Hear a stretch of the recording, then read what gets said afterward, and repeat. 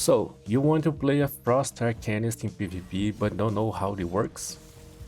Welcome, my name is Yettichu, and I've been playing this build since the release of subclassing, and now I'll teach you everything I learned so far.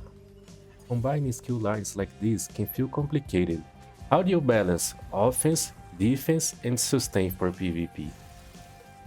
Before we dive into the gear and skills, let's understand the core mechanic of this build, the Crux system, which will power up our abilities the more you have. You can see your Crux by these runes floating around your characters, or if you play on PC, I suggest getting an add-on to help track it. I use this one, ESO Crux Tracker. In PvP, you build pressure by generating Crux. Our main spammable, Skeleton Rune Blades, will generate Crux while you harass your targets from a safe distance. Once you have 3 Crux ready, you unleash our main damage ability, Tentacular Dread.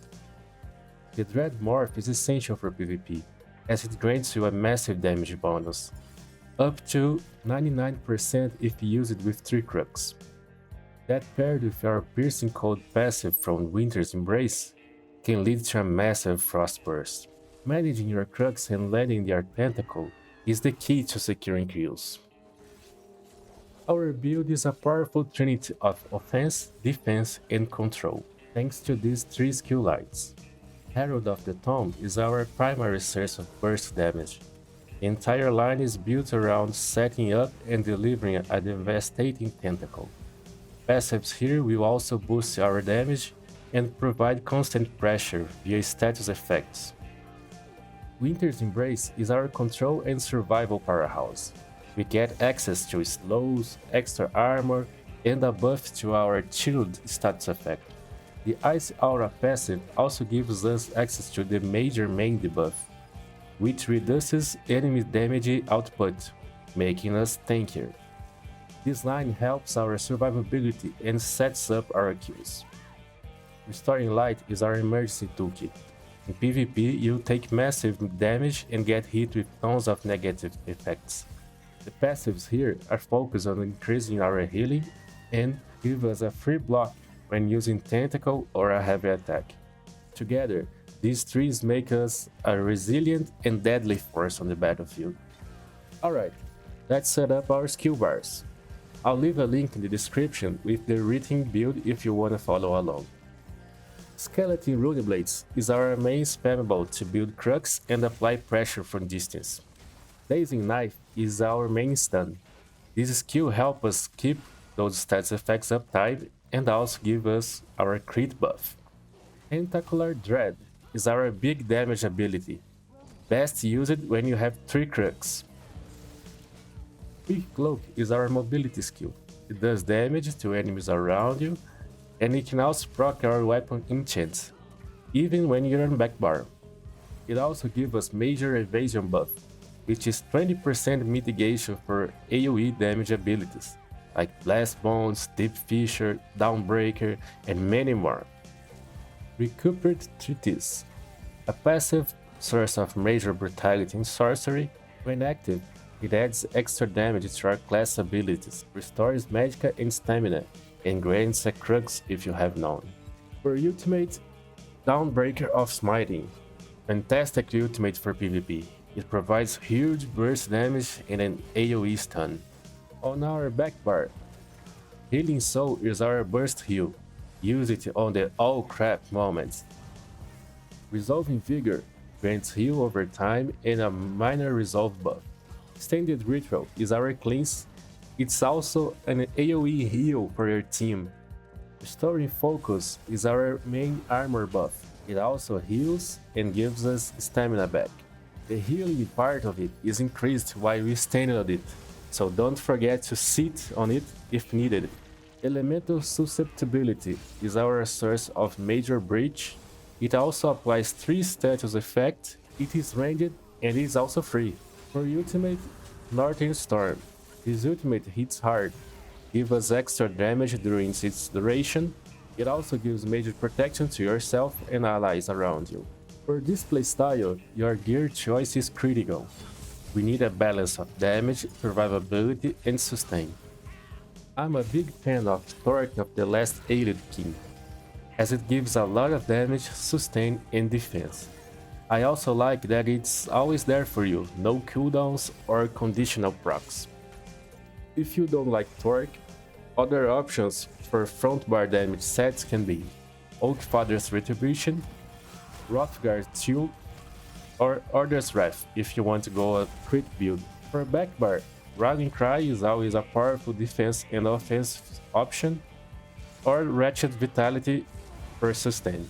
For Mythics, Marking Ring of Majesty is an excellent choice for both offense and defense. Monomyth Reforged is the pay-to-win of the moment, really good in crit builds especially. For Monster Set, Balrog if you feel like you need more damage, or Bloodspawn if you need defense. Our weapon choice on the front bar is dual maces, and in the back bar an ice staff. As for the gear length, I liked playing with 5 medium, 1 heavy chest, and 1 light belt. If you feel squishy, you could change and add more heavy pieces. For traits, use Reinforced on your heavy chest and Impenetrable on everything else. This will reduce your damage taking a lot, as it's a really high crit meta right now. For weapons, use 1 Near Hornet for that extra weapon damage, and 1 Charged to help proc our stats effect in your front bar. And on your ice staff, go with defending. For Jury, I go with 1 Swift and 2 Infused. Swift is optional. I'm used to it, so I can't give up, but if you want, you can go with 3 Infused. For Enchants, on armor, use 3 stats on every piece, jewelry, weapon and spell damage.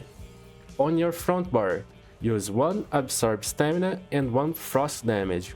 For backbar, weapon and spell damage. For champion points, on the blue tree, Resilience is a must.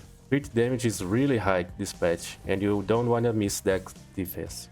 Master at Arms, Force of Nature, and Beating Aura for damage. On the red tree, go with Celerity for extra mobility, Pain's Refuge, Survival Instincts, and Relentlessness for defense. For Mundus, we go with the Lady for that extra armor. Race is Dark Elf. Other good options are Imperial, Nord, or Khajiit if you wanna play a critical build. For stat distribution, I go with 1 point in stamina and everything else out. I go with 1 point in stamina just to make sure my stam is always higher than my magicka, so my rune blades cost stamina. And on this build, we are not a vampire. For food, we use Orzoga's Smoked Berry Haunch, and for potion, we go with the 3 pots. You can get them from the Alliance Point vendor. Here is a screenshot of my unbuffed stats, and here are my buffed stats. But now you tell me, what's your favorite PvP gear combo? Let me know in the comments below. The Frost Arcanist is not a brawler. You don't want to stand in the middle of the fight trading damage with everyone else. You need to play the opportunistic role. In PvP, it's a priority list. Always keep your buffs up, Restore Focus, Vigor, and Purify Ritual. On your front bar, keep Quick Cloak and Treatise up as much as possible. For our combo, from a safe distance, start with Elemental Susceptibility and hit your targets with Rune Blades. When the target is vulnerable or out of position, hit them with Daisy Knife to stun, followed up with Tentacle, if possible, with 3 Crux for a massive burst of damage. If needed, you can finish them with Rune Blades or Dawnbreaker. If you are under big pressure, use Line of Sight to your advantage. Use rocks, trees, or walls to hide while you build your Crux and your ultimate. And that's the build. It's not meta, it's definitely not the easiest to play, but if you enjoy being a little different, stay on the move, and praying the stars will align mid combo, the Frost Arcanist might be exactly what you're looking for. It rewards precision, positioning, and game knowledge. You're not here to be a face tank. We are here to find the best opportunity. So you've been struggling to find something fresh in ESO PvP, this might be your next build. If you enjoyed this video or found it helpful, consider liking and subscribe. It really helps my channel. Leave a comment with what's your favorite build or if you have any question. And remember, eat fruits and stay hydrated.